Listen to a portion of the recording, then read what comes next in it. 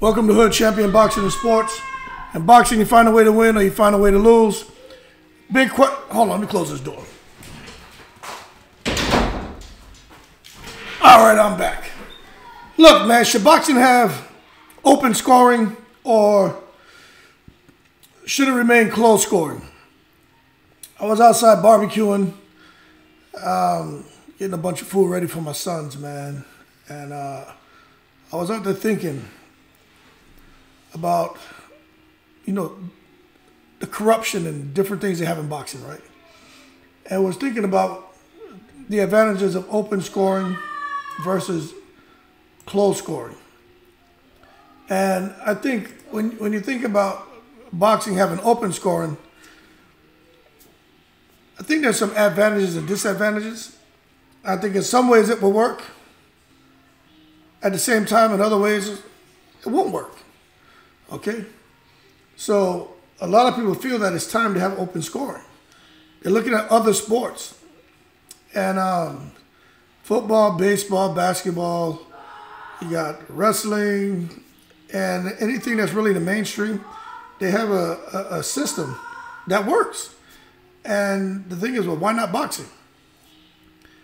But if you had open scoring in boxing, like those other sports, you can keep track of who's ahead, who's behind. It gives the guy who's behind an opportunity to kind of pick up the pace, which we know in boxing, some guys think they're ahead and kind of set cruise control, not wanting to get reckless or make a mistake or give the opponent an upper hand or a chance to land a lucky shot. And also it gets the crowd involved. It could get the crowd involved where if there was open scoring, the crowd could really start to get behind, their fighter or the underdog in the fight and kind of motivate and will them to be more competitive and potentially get a victory. But I'm not sure open scoring is the answer for boxing. Some people feel that open scoring will attract, I think, more boxing fans, because there are a lot of people who are boxing fans and casual fans that just say that boxing is corrupt, the decisions are horrible, the person who's supposed to win never wins. Now we know that it happens, but that's few and far between. But it happens consistently. I will say some of the scorecards are a little crazy, even though you have the right person winning. But there's consistently you're always seeing some very kind of outrageous scores, and that could be due to corruption. And if there was open scoring, then maybe that would help to attract more people to the sport, and it would help to mitigate some of those situations where two judges are on the opposite end of the spectrum when it comes to the fight. They're both watching at the same time in the same venue. But not necessarily, because let's say these boxers, let's say the fans, let's say everybody knew who was on the scorecards, right? Hey, sorry about that. Arul, see, I have sons. This is what happened. Close the door. When I'm on the video, don't come in here, all right, baby? Okay. Sorry about that. You see, sometimes you got to do things. My brother was calling, so my son decided it was important. It's not important. My brother just wants to come over here and eat some barbecue, so he can wait. But what I was saying is, with the open scoring, so now you have where the fighters in the crowd know who is behind.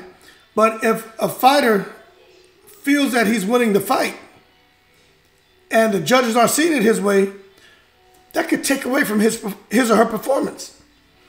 And next thing you know, he gets in there and he goes from performing at a very high level and doing all the right things to not being so caught up in that scoring to where he can develop a mental block and not perform. Or he can go out there and get super aggressive and start making those mistakes that we just talked about.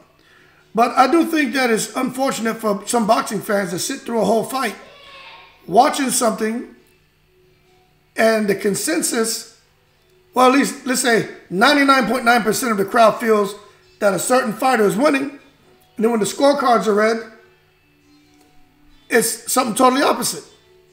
Pacquiao Bradley, the first fight. You know, even Pacquiao Horn. Craziness. I talked about in the video yesterday. Lara, Paul Williams. Craziness. Talked about Fernando Vargas, Winky Wright. Complete madness. So when you see that happening, you know, it's the fighters who ultimately will suffer. It really is with the open scoring. But the pro to that is it gives them an idea of where they're at, and it gives them an opportunity to do something about it. Now, having open scoring, we're talking about the pluses to it, but there's some negatives, right? Because this is where the corruption comes into play. There's always going to be corruption. So what does it matter if you have open scoring? That's my thing. Okay, what does it matter if you have open scoring? Is it going to work? You have this keyboard, right? So this is the thing, right? You have this keyboard. This is what they were using at a time. As a keyboard, and as the judges are watching it, they're hitting buttons. And at the end of the round, whatever buttons they're hitting to calculate the score or whatever, to determine who they felt won that round, if you have judges there who are human, there's a human error factor and they hit the wrong button, and then however the points are being calculated on this keypad, then the person who he wanted to win that round, it's all messed up because he hit the wrong button. And sometimes they're looking at this keypad and they forget which button is for what opponent, because unless they get it, their keypad down to 2 buttons, a red and a blue or something like that. But when they have multiple buttons on the keypad and you explain to someone what to do, there's always going to be a lapse sometimes and a person's thought process. You're human. I sit here doing these videos. I don't have an outline. I just talk, right? I'll read up on some things, and then from my own experience in that, I talk. And in mid-sentence, yo, man, the mind will just go blank. And I'm like, damn, I'm sitting here doing this video, but I don't like stopping it because I feel like, hey, I'm human. I just don't have time to go back, and the editing, that to me is a waste of time. I'm human, all right? But you can forget what you're talking about. Imagine scoring a fight and forget what damn buttons you have to push. And, you know, you can't really look at another judge and ask them, because then, you know, the minute in between rounds goes so quickly. And then sometimes you don't want to look incompetent. But your ass is, that's what's happening, man. That's how they're going to label you, as an incompetent judge. And now a mistake is made. And then could you imagine trying to go back and correct that at the end of the fight? Complete madness, especially in a close fight where the other person wins by a point. And now you come and take that point and give it to the other opponent. But this is my thing, right? When you want to talk about, you know, what really works, I don't think a keypad is the answer. And I don't think open scoring is the answer. I think open scoring is a disaster. What really needs to happen, because if you have an incompetent judge, it's going to make for like an incompetent judge with incompetent scores being put on a keypad. As a result, it's going to be seen as incompetent scoring. And this is where the corruption thing comes into play now, because you have open scoring, but if you have a judge who's corrupt, who's been paid off by the promoter or whoever, he's still going to be a dishonest judge. Doesn't matter if it's open or close scoring. It's not going to matter. So what really needs to happen, it needs to be competent judge and honest ones. That's what's needed. You see, boxing is subjective, man. It's not like football. You get the football, you run into the end zone, you get 6 points.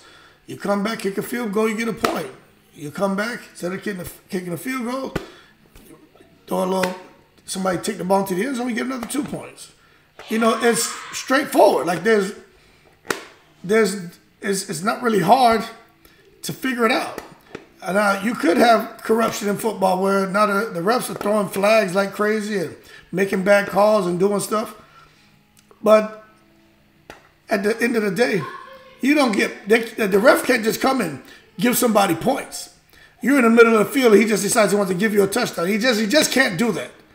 And all this replay and cameras, you know, and it's just some things you just can't do, all right? In boxing, it can do anything. And whatever the referee says goes. So if the referee's corrupt, the judges are corrupt, it doesn't matter. So open scoring,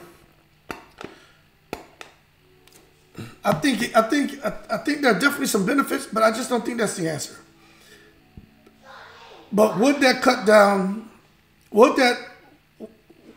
I think we would get more scenarios where we start to get it right with the scoring, opposed to what we have right now. I think it would definitely, because fighters know. There's some fighter like Adrian Broner come and say, you know, I whipped that boy. We know he didn't beat Pacquiao, right?